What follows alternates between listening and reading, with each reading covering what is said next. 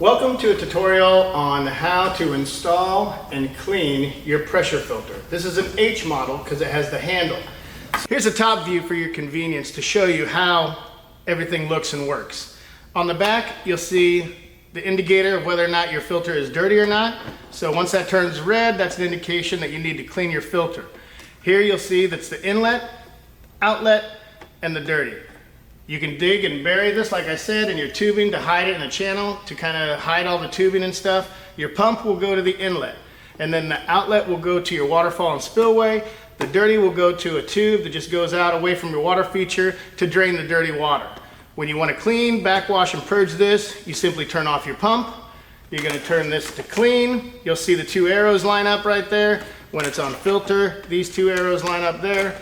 You'll turn that to clean. You'll turn your pump back on, and then you will pull this handle up and down.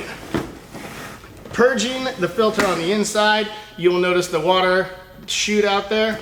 Turn the pump back off, turn this back to filter, turn the pump on, and you're good to go.